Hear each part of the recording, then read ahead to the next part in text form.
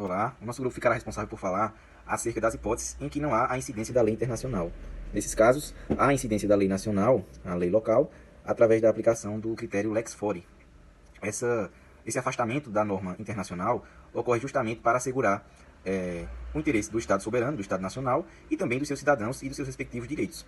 Então, a primeira hipótese em que ocorre a não incidência da lei internacional é justamente através do critério dos direitos fundamentais. Ou seja, se uma norma de caráter internacional, uma norma internacional, ela viola os direitos humanos, os direitos fundamentais previstos tanto na Constituição Federal como em tratados e convenções que vessem acerca de direitos humanos, essa norma, por óbvio, não será aplicada em território nacional, devendo o juiz, do caso concreto, afastá-la. A título de exemplo, pode citar a questão de uma norma internacional que tem a previsão de pena de morte ou de pena de tortura. Obviamente, essas normas não poderiam ser aplicadas no Brasil, justamente por haver expressa vedação constitucional. Então, nesse caso, elas seriam afastadas. Não iriam incidir, devendo incidir, obviamente, as leis do Brasil, de caráter nacional. Justamente pelo fato de os direitos humanos eles constituírem a base de um ordenamento jurídico e de um Estado democrático de direito. Essa força normativa dos direitos humanos ganhou evidência e notoriedade, sobretudo com o final da Segunda Guerra Mundial, através da Carta de Direitos Humanos da ONU. Então, outro critério também importante e que afasta a incidência da lei de caráter internacional é quando se utiliza o critério da ordem pública. Ou seja, quando uma lei internacional ela viola a justiça, os direitos humanos também e os princípios e instituições democráticas de um Estado, ela não pode ser aplicada no Brasil. Então, é importante registrar também que o critério da ordem pública, apesar de ser previsto em vários ordenamentos jurídicos de vários países para afastar as leis internacionais, é um critério residual, bastante excepcional. Ou seja, essa violação, tanto aos direitos humanos como aos princípios e instituições democráticas, ela deve ser expressiva. Não pode ser uma simples violação, um ato reflexo. Deve ser algo de fato expressivo para justificar a aplicação desse critério. Então, busca-se, com a aplicação da ordem pública, justamente assegurar a soberania nacional. Então, quando uma norma internacional ela viola a soberania nacional, ela, por óbvio, deve ser afastada. Não pode ser aplicada justamente para se assegurar a soberania do Estado. De acordo com Mazzoli, em sua obra de Direito Internacional Privado, a diferença entre a exceção de ordem pública e as normas de aplicação imediata é uma questão essencial para compreender o direito internacional privado e como funciona para equilibrar as normas nacionais e internacionais em situação de conflitos de lei. No direito internacional privado, a exceção de ordem pública e as normas de aplicação imediata, elas são mecanismos que asseguram, como eu disse, a prevalência dos valores essenciais do ordenamento jurídico nacional, só que elas se distinguem entre a forma, o momento e a finalidade. Que a exceção de ordem pública é um instrumento usado para rejeitar a aplicação de uma norma estrangeira que seria aplicada no caso, mas que ela viola um princípio fundamental ou valores essenciais do ordenamento jurídico do país de foro. E ela ocorre após o juiz identificar, por meio de método conflitual, a norma estrangeira que deveria regular o caso, e nesse caso, se a norma for considerada incompatível com o ordenamento jurídico, ela é descartada.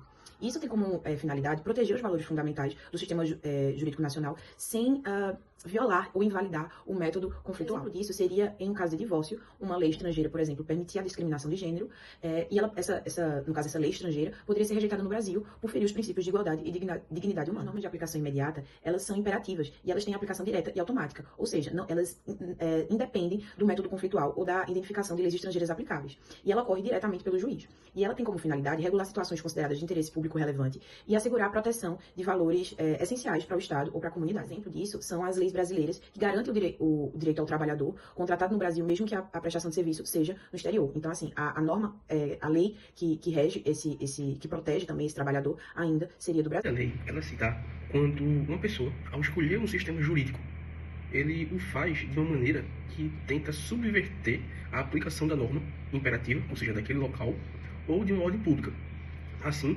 visando obter um benefício indevido sobre aquela lei. Por isso a fraude à lei. Ele tenta usufruir de algum benefício, causando uma fraude.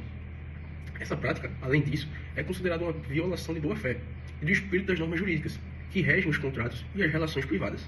E pode ser identificado essa questão de fraude à lei em diversos contextos. Um exemplo prático seria uma pessoa, ao tentar utilizar uma legislação de um país, a lei de um país, com normas mais favoráveis a ela, para evadir-se, ou seja, para desobrigar das suas obrigações no seu país de origem. Utiliza uma lei mais fraca, entre aspas, para tentar burlar o sistema jurídico daquele seu país de origem, que apresenta uma lei mais concisa, mais concreta, mais firme. E a questão da Mazzoli, ele fala bastante no seu livro, é que a aplicação ela tem das leis do estrangeiro, ela tem diversos limites, onde há fraudes. Porque a escolha do direito estrangeiro, da lei estrangeira, para ser válida, ela precisa de boa fé e não pode ser utilizada para fraudar a aplicação das normas de ordem pública de outros países. Isso se refere a uma questão de uma tentativa de contornar disposições legislativas daquele país para o funcionamento do sistema jurídico, como normas de proteção ao consumidor, direitos trabalhistas ou normas familiares. Mais um exemplo: se um contrato de casamento ou de um divórcio é celebrado com a escolha da lei de um país onde há disposições mais favoráveis, com o objetivo de burlar as normas de proteção do outro país que envolvam a divisão dos bens ou a guarda dos filhos. Ou seja, a pessoa que tenta fraudar a lei, ela sempre buscará as legislações, as disposições legais que sejam mais favoráveis a ela, em detrimento ao do país que reside, visto que aquela lei, de alguma maneira, vai beneficiá-la. E isso, de fato, é uma ameaça ao funcionamento justo e equivalente do sistema jurídico, porque causa uma insegurança jurídica tremenda. E isso é o que Maswali ele acerta no seu livro. A reciprocidade ela está direcionada à reciprocidade entre aplicações de lei. Por exemplo, o Brasil decide, o juiz nacional ele vai deixar de aplicar uma lei justamente porque um outro país estrangeiro não aplicaria aquela lei brasileira, caso tivesse essa necessidade. Então seria essa reciprocidade. Um não aplica, então o outro não. É algo territorial e o Brasil atualmente não usa tanto isso, são em casos bem raros e específicos. O Brasil não deixa de aplicar a lei estrangeira devido a essa reciprocidade, mas devido às circunstâncias e à questão social da época do Brasil Império, isso era muito mais utilizado e essa limitação realmente, do princípio da limitação do favor negócio, estamos tratando diretamente e especialmente sobre o negócio jurídico e sua validade, por mais que uma lei estrangeira considere aquilo inválido, tendo em vista que se deve priorizar o interesse nacional. O Brasil adotou isso por meio do decreto de 2044 de 1908, tratando sobre a incapacidade, situações de incapacidade, onde tanto no direito comercial e empresarial usaria esse princípio, essa limitação à lei estrangeira para favorecer o interesse. As instituições jurídicas desconhecidas do direito internacional privado são situações em que o Instituto Jurídico Estrangeiro não encontra um correspondente de direito no foro.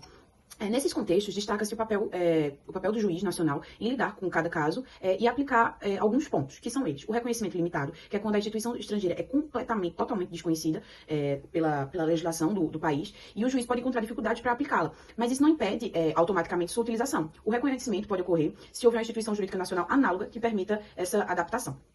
Na dupla qualificação, o processo ele envolve uma primeira análise, que é pela Lex Fori, que é para determinar o instituto se é realmente desconhecido. E numa segunda análise, verifica se é possível enquadrá-la em alguma instituição nacional similar para conseguir. Também pode ocorrer adaptação e efeitos jurídicos, que é onde o simples desconhecimento do instituto estrangeiro não impede que o juiz nacional lhe atribua os efeitos internos, desde que não viole a soberania ou a ordem pública do Estado. Um exemplo disso era antes do divórcio ser introduzido no Brasil, em 1977, o STF ele homologava sentenças estrangeiras de divórcio equiparando-se ao desquite, que era então reconhecido pela legislação brasileira. O juiz nacional também pode aplicar os limites práticos, que entende que nem sempre é possível adaptar o instituto estrangeiro em algumas restrições legislativas, podem inviabilizar sua aplicação, mesmo que não fira a ordem pública. Na Convenção Interamericana de 1979, no seu artigo 3º, permite que a recusa de aplicação de uma lei estrangeira, se o direito do foro não tiver instituições ou procedimentos análogos especiais à sua implementação. Nos métodos de adaptação, a técnica de qualificação pode ser usada para aproximar ou adaptar o instituto estrangeiro ao ordenamento jurídico nacional. Se isso for impossível, a única alternativa, de fato, será negar a aplicação da lei estrangeira. E diante disso, a gente entende que o tratamento de instituições jurídicas desconhecidas exige uma análise de cada caso. Cada caso particular, o juiz deve buscar soluções que possam ser adaptadas, mas quando não for viável, ele pode recusar a aplicação da norma estrangeira. Falando um pouco sobre o princípio da norma mais favorável, esse princípio é uma inovação do direito internacional privado, que é inspirado na dignidade humana, visa proteger os direitos humanos ao aplicar a lei mais benéfica. Esse princípio, ele vem se destacando e tendo uma crescente importância na proteção dos direitos humanos e na dignidade da pessoa. Dentro do direito internacional privado, historicamente, é marcado por um jogo técnico, de aplicações das leis. E o direito internacional privado moderno, ele adota o princípio omni, que tem como um fundamento, que prioriza o centro das relações jurídicas acima dos aspectos puramente normativos, puramente da lei.